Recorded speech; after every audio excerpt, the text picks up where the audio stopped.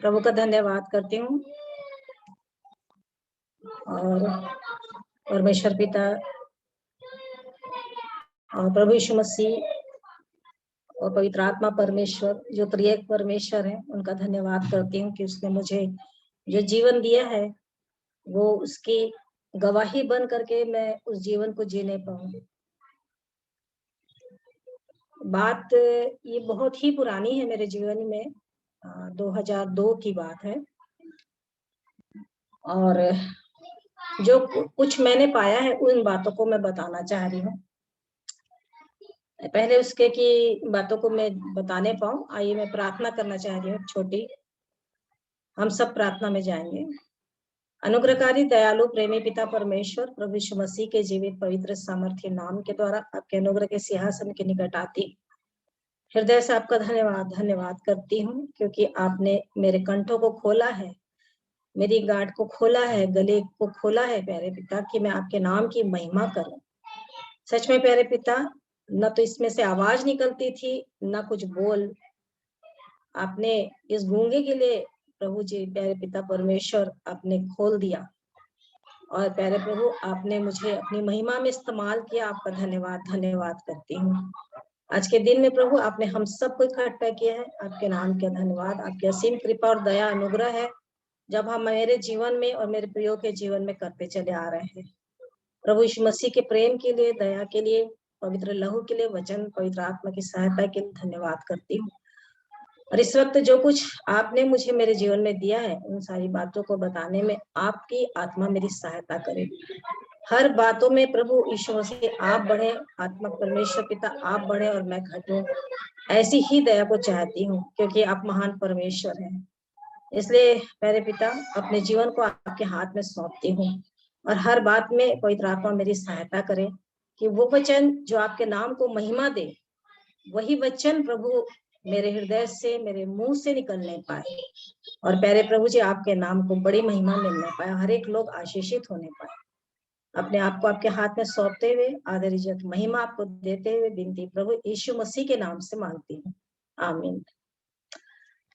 रेतो काम 13 उसका 22 जहां पे लिखा हुआ है, फिर उसे अलग करके दाऊद को उनका राजा बनाया, जिसके विषय में उसने गवाही दी कि मुझे एक मनुष्य ईशे का पुत्र दाऊद मेरे मन के अनुसार मिल गया है, वही मेरी सारी इच्छा पूरी करेगा।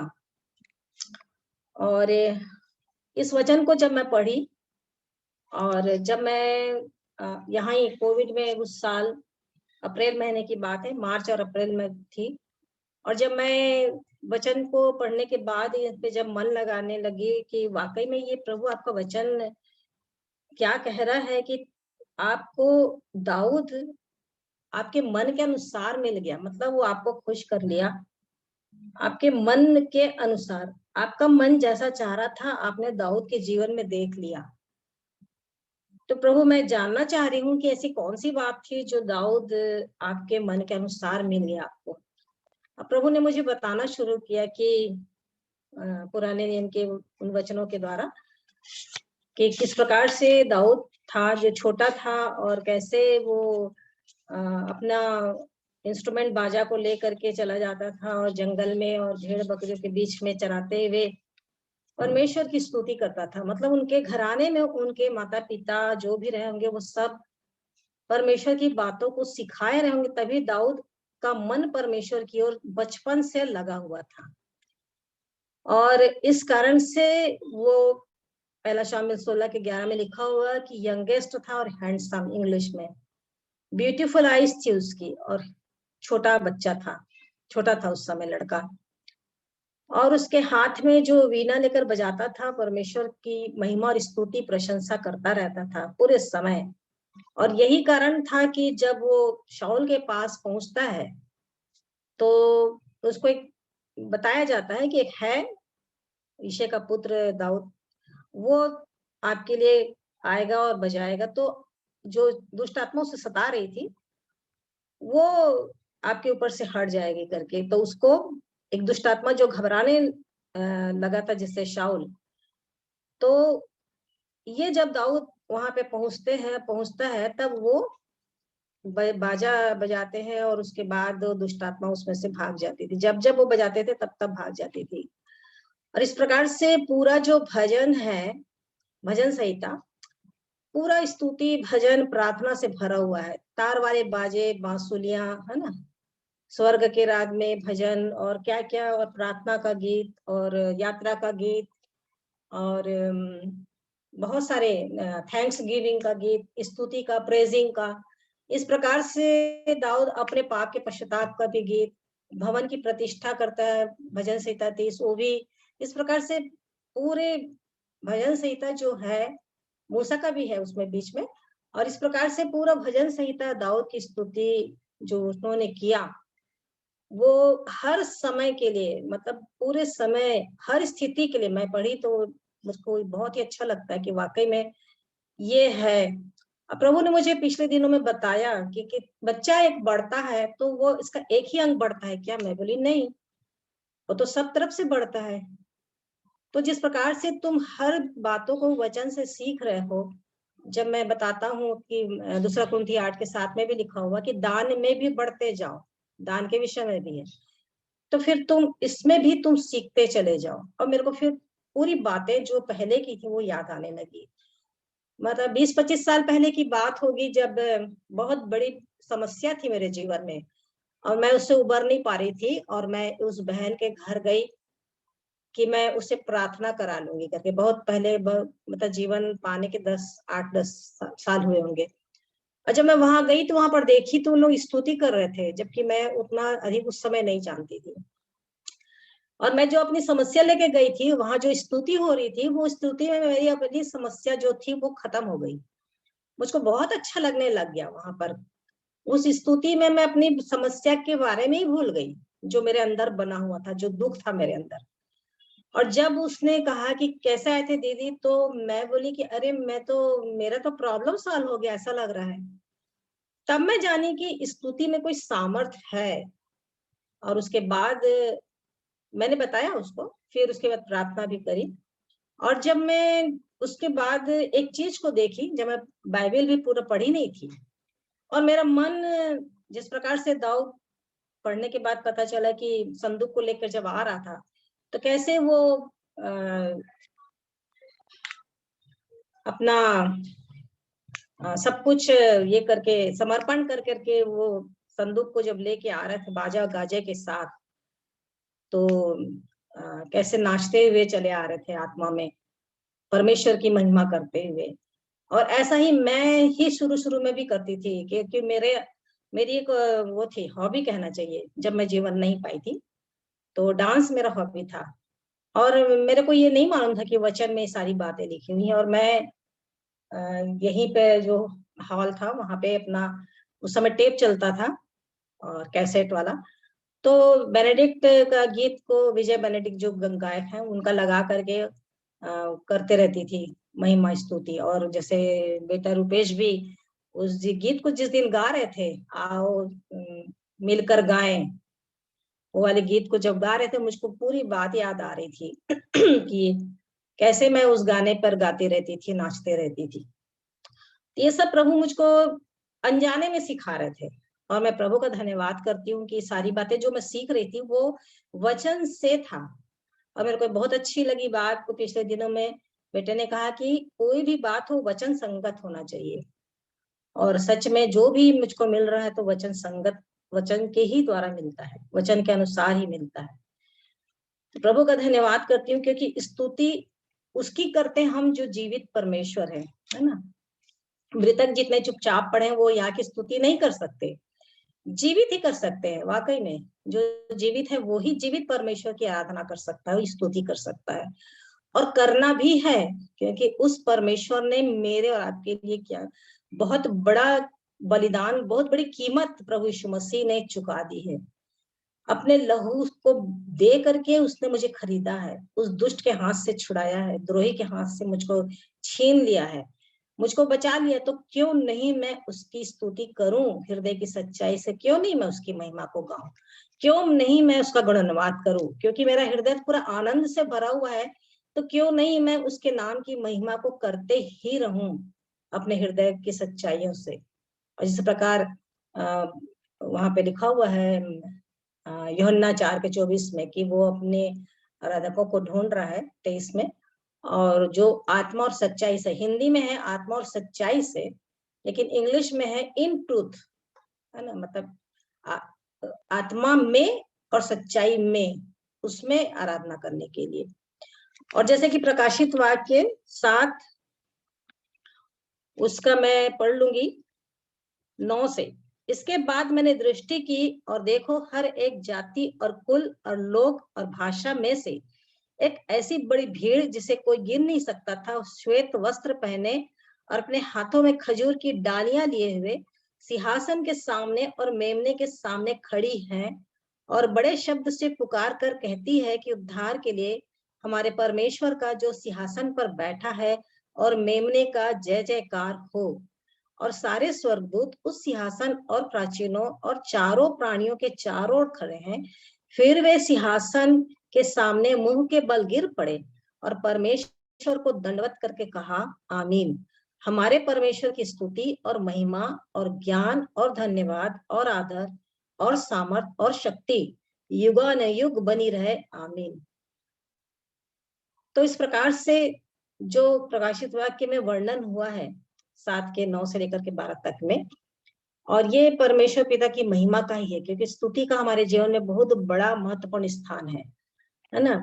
और जबकि उसमें भजन संहिता 22:3 में भी लिखा हुआ है, परंतु हे तू जो इस्राएल की स्तुति के सिंहासन पर विराजमान है, तू तो पवित्र है। तो जब हम स्तुति करते हैं तो वहां पर एक सिंहासन बन जाता है। परमेश्वर पिता स्वर्ग राज्य को छोड़ करके उस सिंहासन पर आ जाते हैं। उनको बहुत अच्छा लगता है कि उसमें लिखा भी है यशाया में 43:7 में, उसको निकाल के मैं पढ़ना चाहती हूँ।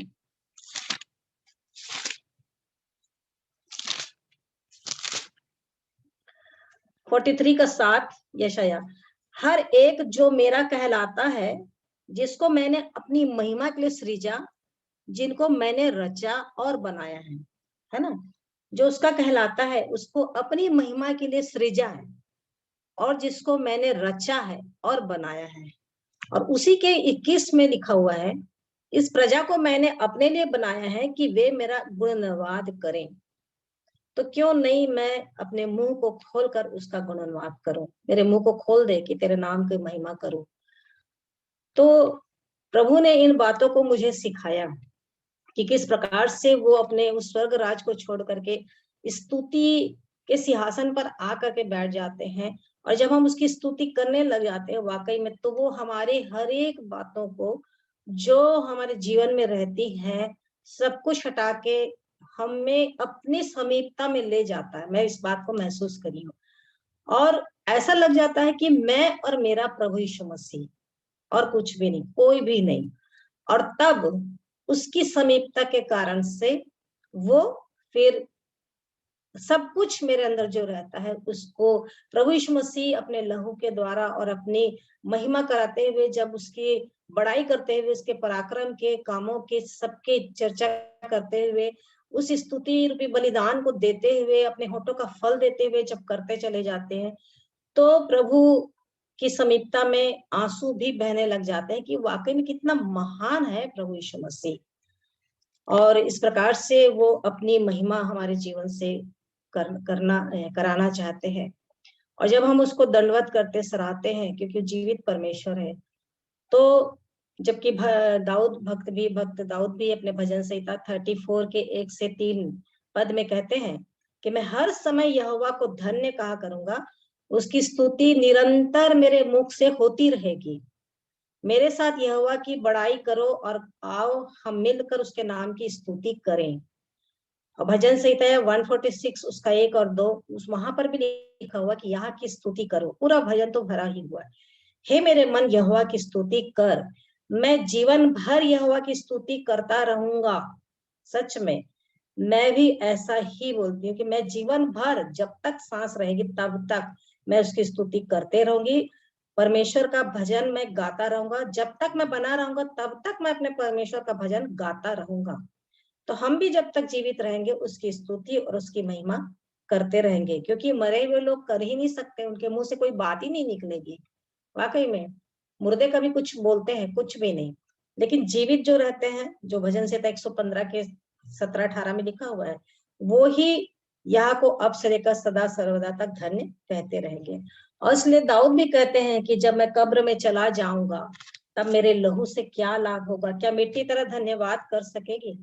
वो कुछ भी नहीं कर सकते। अभी मुझे अवसर मिला है कि मैं हर स्थिति में प्रभु की महिमा करूं, चाहे दुख भी हो, कुछ भी हो, क्योंकि अब सीख ली हूं मैं कि चाहे कुछ भी होता रहे मेरे जीवन में, मैं एक बात जानती हूँ, मेरा जो पिछला बीता है, जो अभी चल रहा है और जो आने वाला है, ये हर बातों को प्रभु यीशु मसीह मेरे जीवन में अच्छी तरह से जानते हैं। और ये भी जानते हैं कि इसके मन में किसके लिए प्यार है, क्योंकि मैं उस वचन को भी याद रखती हूँ। पहला कुरिन्थियों 16:21 में लिखा हुआ है कि जो प्रभु से प्रेम न रखे वो श्रापित हो। तो और सारे मन, सारे प्राण, सारी शक्ति, सारी बुद्धि, दाऊद ये काम करते थे और हमको भी करने के लिए ही प्रभु अपने वचन से बताते हैं। उसको एक शॉर्ट में कर दिया है कि आत्मा में और सच्चाई में। तो वाकई में हृदय को जांचने वाले तो वही हैं। तो वो प्रभु यीशु मसीह मेरे मन को जांचते रहते हैं कि इसका मन मेरी ओर लगा है कि नहीं। ये कहीं संसार में और दूसरे पर पुरुष की तरफ तो नहीं है इसका मन, कि मैं जब ये आऊं तो मैं इसको व्यभिचारिणी की तरफ तो ना देखूं। तो सतर्क होकर के मुझे रहना पड़ता ही है कि मैं परमेश्वर से बैर कर ही नहीं सकती, क्योंकि वो बोलता है व्यभिचारिणियों, इंग्लिश में तो दोनों है, व्यभिचारी पुरुष भी, व्यभिचारिणियों स्त्री के लिए भी। और क्या तुम नहीं जानती कि तुम संसार से मित्रता जो रखते हैं परमेश्वर से बैर रखता है? तो मुझे करना ही नहीं है ये काम को। मेरे तो मेरी आंख तो खुल गई अब तो इसलिए मुझे उस प्रभु परमेश्वर की जो जीवित है उसकी आराधना, उसकी स्तुति, उसकी महिमा हमेशा निरंतर करनी ही है। और इसीलिए वो जो दाऊद अपने जीवन में इस बात को अच्छी तरह जान गए थे, और इसलिए कहते हैं कि वो यहोवा मेरा चरवाहा है, मुझे कोई घटी नहीं होगी। बड़े ही कॉन्फिडेंस के साथ बोलते थे, कुछ रहे न रहे, परंतु उनको ये विश्वास की वो मेरे हर घटी को पूरा कर देंगे। यहाँ तक कि घोर अंधकार से भरी हुई तराई में होकर भी चलूं, जबकि पिछले दिन जो मुझको हुआ, मेरा जो बताई थी, मेरा हार्ट जो ऐसा धड़ धड़ हो रहा था, सच में यदि अपना मेरी जगह कोई दूसरे लोग लगता तो यही लगता। मेरे बेटा और मेरे हस्बैंड बोल रहे थे कि तू बताई क्यों नहीं? मैं बोली नहीं, मुझे प्रभु पर विश्वास था, क्योंकि वचन भी मुझको मिला था। और मैं क्यों ये काम को करती कि प्रभु को महिमा मिले वाली बात मेरे अंदर आ गई थी। और ऐसा लग रहा था कि वाकई में कुछ हो जाएगा, लेकिन एक निश्चयता हो गई थी मेरे अंदर कि प्रभु मैं कुछ भी हो तो मैं तो आपके पास ही तो जाऊंगी, यदि मैं इस कंडीशन में कुछ मेरे को हो भी जाता है। और प्रभु का धन्यवाद करती हूँ कि वो वचन जो गलाती 2:20 में है कि मैं अब जो जीवित हूँ शरीर में, तो उस मसीह के प्रेम के कारण से। तो प्रभु का धन्यवाद करती इन बातों के लिए। और भजन संहिता 147 के एक पद में भी लिखा है कि यहाँ की स्तुति करो, क्योंकि अपने परमेश्वर का भजन गाना अच्छा है, क्योंकि ये मन भावना है, उसकी स्तुति करनी मन भावनी है। तो ये प्रभु को अच्छा लगता है ना। और 148 का 1 से लेकर जो 14 तक है, उसमें पूरा वो लिखा हुआ है कि कौन कौन स्तुति करे, कहाँ कहाँ से स्तुति करे। पूरा सारे नेचुरल, ऊपर स्वर्ग से लेकर के पूरे नीचे पृथ्वी और नीचे पानी, सब जगह से परमेश्वर की स्तुति करने के लिए दाऊद अपने वचन में, भजन में कहते हैं। और इस प्रकार से जब दाऊद इस भजनों को बता रहे हैं, और मैं वो भी बताना चाहती हूँ कि भजन 150 उसमें जो लिखा हुआ है, 150 का जो 1 से लेकर के 6 तक है, पूरे एकदम ऐसा लिखा हुआ है कि वाकई में दाऊद जो था इस भाग को बड़ी अच्छी रीति से जान गया था। यहाँ की स्तुति करो, पवित्र स्थान में उसकी स्तुति करो, सामर से भरे हुए आकाश मंडल में उसी की स्तुति करो, पराक्रम के कामों के कारण उसकी स्तुति करो, उसकी अत्यंत बड़ाई के अनुसार उसकी स्तुति करो, नरसिंगा फूकते हुए उसकी स्तुति करो, सारंगी और वीणा बजाते हुए उसकी स्तुति करो, डब बजाते और नाचते हुए उसकी स्तुति करो, तार वाले बाजे और बांसुरी बजाते हुए उसकी स्तुति करो, ऊंचे शब्द वाली झांझ बजाते हुए उसकी स्तुति करो, आनंद के महाशब्द वाली झांझ बजाते हुए उसकी स्तुति करो। जितने प्राणी हैं सब के सब यहाँ की स्तुति करें, यहाँ की स्तुति करो। और इस प्रकार से दाऊद जो थे अपने जीवन में उस सीक्रेट को पा गए थे। इसीलिए परमेश्वर ने कहा कि मेरे मन के अनुसार है, क्योंकि बहुत अच्छा लगता है पिता को कि जब कोई उसकी महिमा और स्तुति करते हैं, वो अपने उस स्वर्ग राज को छोड़ के सिंहासन पर आ जाते हैं और अपने भक्तों की चिंता करके उनको आशीष देने लग जाते हैं। और इस प्रकार से जब वहां पर रह करके हम लोग ने पढ़ा कि प्रकाशित वाक्य 7 के 1 से 9 से लेकर के 12 तक में, और उसके बाद पुराने और अपने दाऊद अपने जीवन में 119 के 164 में भी बोलते हैं कि मैं धर्म नियमों के कारण 7 बार तेरी स्तुति करता हूँ। इंग्लिश में प्रेज लिखा है, प्रेजिंग। तो वो प्रार्थना तो करते ही थे, लेकिन उसके साथ वो स्तुति करते थे। मतलब लेने से देना धन्य है जो इन बातों को बताए। इस प्रकार से जितना हम स्तुति रूपी बलिदान उसको देते रहेंगे, चढ़ाते रहेंगे, जितना हम देते रहेंगे, वो जितनी मतलब महिमा करते रहेंगे, गीतों के द्वारा ही नहीं परंतु अपने मुंह के शब्दों के द्वारा, प्रार्थना करने के भी द्वारा, तो वो इस बात को मैं देखी हूँ कि मांगने की जरूरत ही नहीं पड़ जाती है। ऐसा हो जाता है, वो अपने आप फुलफिल होने लग जाता है जीवन में। और इस प्रकार से प्रभु ने मुझे इन बातों को सिखाया है। और अब पहला इतिहास 16 का 4 उसको मैं पढ़ना चाहूंगी। पहला इतिहास 16 का 4 वहां लिखा हुआ है, तब उसने कई लेवियों को इसलिए ठहरा दिया दाऊद के विषय में कि यहोवा के संदूक के सामने सेवा टहल किया करे और इजराइल के परमेश्वर यहोवा की चर्चा और उसका धन्यवाद और स्तुति किया करें। और इस प्रकार से दाऊद ने अपने समय में वहां पर लोगों को नियुक्त करके, लेवियों को नियुक्त करके रख दिया था। और उसी का 6 का 32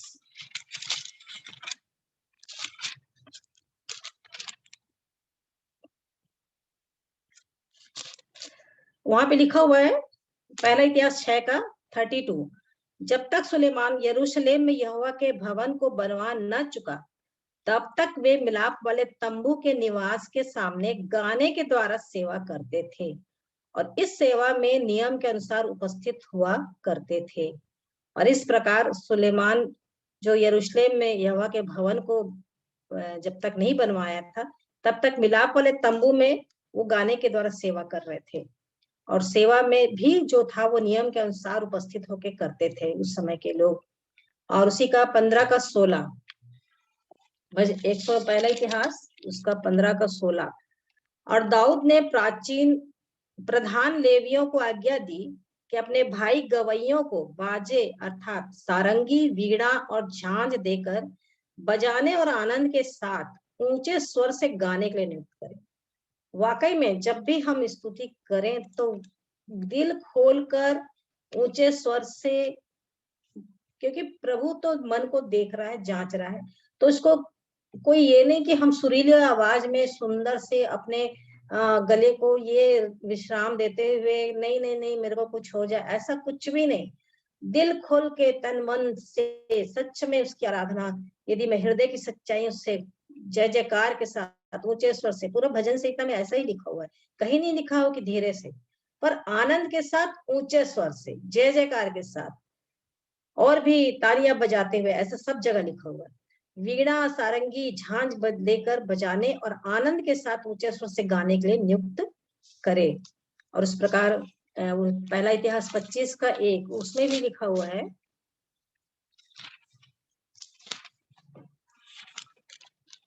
फिर दाऊद और सेनापतियों ने आसाफ, हेमान और यदुतून के कितने पुत्रों को सेवकाई के लिए अलग किया कि वे वीणा, सारंगी और झांझ बजा बजा कर नबूवत करें। और इस सेवकाई के काम करने वाले मनुष्यों की गिनती यह थी। तो इस प्रकार से दाऊद ने सेनापतियों ने आसाफ,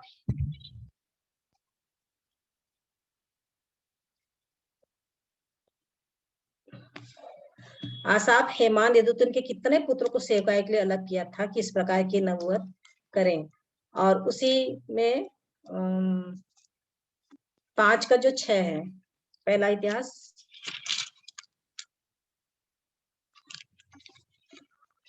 25 का, पहले इतिहास 25 का 5 और 6 उसी में जो है,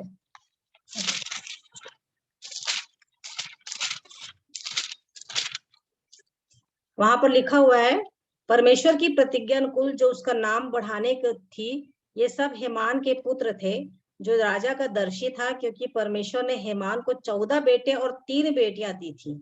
ये सब यहोवा के भवन में गाने के लिए अपने अपने पिता के अधीन रहकर परमेश्वर के भवन की सेवकाई में झांझ, सारंगी और वीणा बजाते थे।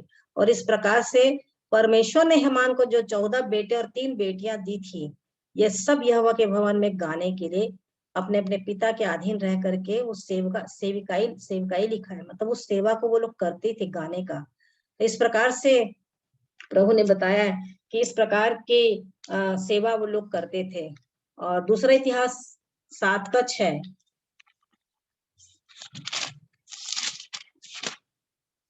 दूसरा इतिहास 7 के 6 में लिखा हुआ है, और याजक अपना अपना कार्य करने को खड़े रहे, और लेवी भी यहोवा के गीत के गाने के लिए बाजे लिए हुए खड़े थे, जिन्हें दाऊद राजा ने यहोवा की को सदा की करुणा के कारण उसका धन्यवाद करने को बनाकर उनके द्वारा स्तुति कराई थी। और इनके सामने याजक लोग तुरहियां बजाते रहे और सब इजरायली खड़े रहे। इस प्रकार से दाऊद अपने उस भवन में जहाँ पे वो सुलेमान ने बनाया था, उस अपने लिए जो क्या बोलना चाहिए प्रतिष्ठा जो की थी, तो वहां पर जाकर के परमेश्वर की स्तुति करने के लिए उन लोग याजक और याजक लोग खड़े होकर के स्तुति करते रहते थे।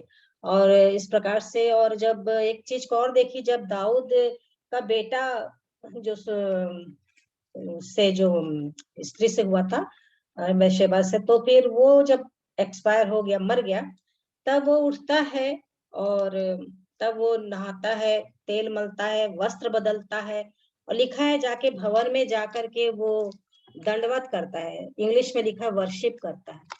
तब उसको फिर से वापस, वो जानता था कि मेरे को परमेश्वर की आराधना करना ही है, और वापस वो जाकर के फिर परमेश्वर की आराधना करने चला जाता है। तो इस प्रकार से परमेश्वर ने अपने वचन के द्वारा मेरे को स्तुति के विषय में बहुत तेरी बातों को सिखाए कि वो स्तुति जो मैं चाहता हूँ, वो हृदय की सच्चाई में और आत्मा में तुम सबके जीवन में होनी है। और जिस शब्दों को तुम कहते हो गीतों के रूप में, या जो भी मेरी महिमा की बातों को करते हो, वो सब मुझको ग्रहण योग्य होने चाहिए, ताकि मैं वाकई में तुम्हारी इच्छा को मैं पूरी करने पाऊं। क्योंकि वो खुश होते हैं, स्तुति करना मन भावना है, उसका भजन करना अच्छा है, उसको अच्छा लगता है। तो प्रभु का धन्यवाद करती है इस प्रकार से।